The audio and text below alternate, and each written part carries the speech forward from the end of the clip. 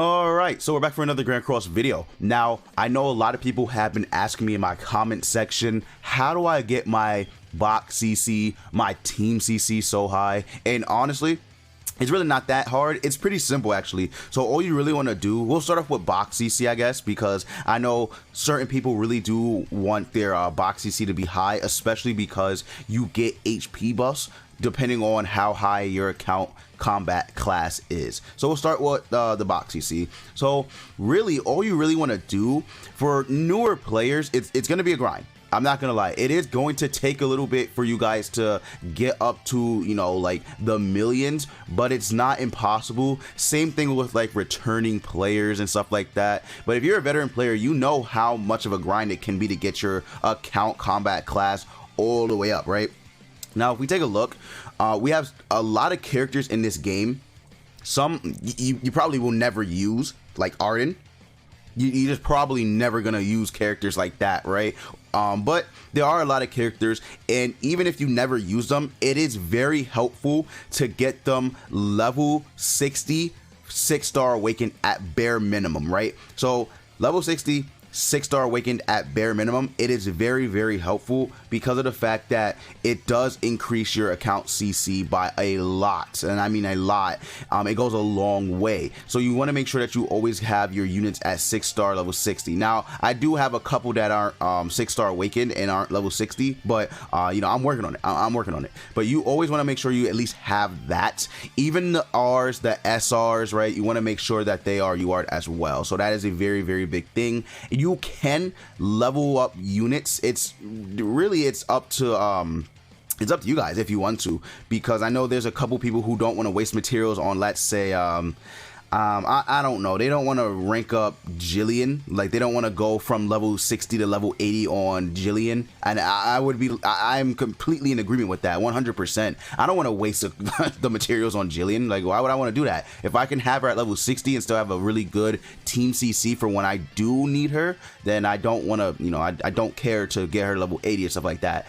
But it does help because you see people with the 6 million or 6.5, even 7 million box CCs. They have all their units like level 86, not 6-star, but like 5-star awakened, stuff like that. Majority of them are 5-star awakened. Mostly all of them are 4-star super awakened. So keep that in mind, right? They do grind up their units to the point where it's it's affected their account CC so much. Even if it is a person that they don't want to work on, such as Blue Helbram, it does go a long way. Now, another way you can increase your account CC is literally getting dupes of every single character in the game, or at least trying to do that. So I know, for example, the collab characters, if you have a 1 out of 6, they will most likely stay 1 out of 6. I'm not gonna lie, they most likely will stay at 1 out of 6. I don't see it, like I don't see them coming back, at least not for a while. And yeah, it's just unfortunate. Or you might not even have the collab characters, which, I mean, it is what it is. It just sucks that certain people won't be able to get them, you know what I mean? But you know, other units like, I don't know, Green King, I don't even think I have 6 out of 6. Okay, never mind, I have 6 out of 6. So yeah, so units like Green King that are in, you know, general pool banners, part 1 tickets and stuff like that. Red King, because he literally has been in so many freaking banners since he released. It's insane. But you know, Red Skinny King, 6 out of 6. So certain units that you get, always try and put the dupe into the character. Never use the super awakening coin that you like, the dupe coin you get in the super awakening shop, because 1, you really don't need to, and 2, it's not gonna help you if you just waste every single dupe coin you get. Literally just put it into the character. It's not gonna hurt. Every single person in this, like right here, this whole, except for Easton and Arthur, but I pretty much have 6 out of 6, 6 out of 6, 6 out of 6, 6 out of 6. Think she's 5 out of 6, 6 out of 6, 6 out of 6, 6 out of 6, 6 out of 6, 6 out of 6. Yeah, okay, so most of the units in here are pretty much like maxed, except for like collab characters, obviously. You know, like seasonal event units aren't 6 out of 6, but most of the ones that are on banners or some coin shop units are 6 out of 6. You just want to make sure you're putting the dupes in, because it does go a long way. Keep in mind, you get a 2,000 boost. I don't know if it's for SRs, right? I don't know if it is for SRs that get the 2,000 boost, but I know for SSRs, you do get a 2,000 boost from having a unit at 1 out of 6 to 6 out of 6. So, yeah, it does go a long way. It does go a long way just putting the dupes into the character. So, you know, just keep that in mind. Now, there's, again, like I said, there's a lot of characters and some of them aren't, you know, really that useful, but for the ones you will use, always make sure you have them at least level 90 5-star super awakened, because, you know, a lot of people are going to use Bond, Chandler, The One, Goddess Elizabeth, Green Gother or Red Gother, right? So you want to make sure you have those primary units that you always are using at level 90 5-star awakened as well. So just keep that in mind. But as far as that goes, I think I hit most of the major points. Oh wait, one major point I'm missing is the equipment. So you guys can see how many HP and defense pieces I have. I actually got a comment asking me why I have so many HP and defense pieces on my characters that I don't use. The reason for that is because if you put, you know, equipment on your characters, it also excuse me, it also increases the account CC by a lot.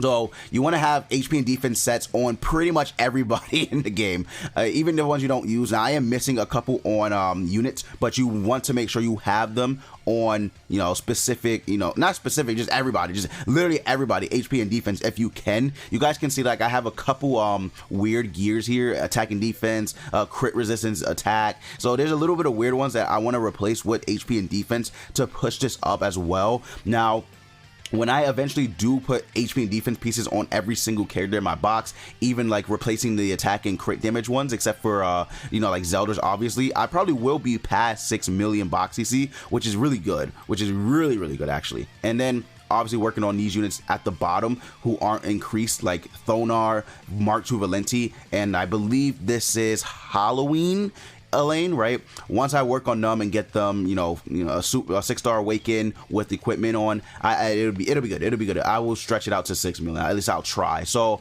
keep that in mind. That does go a long way. You just want to make sure, even with the units that you're not using, have HP and defense gear.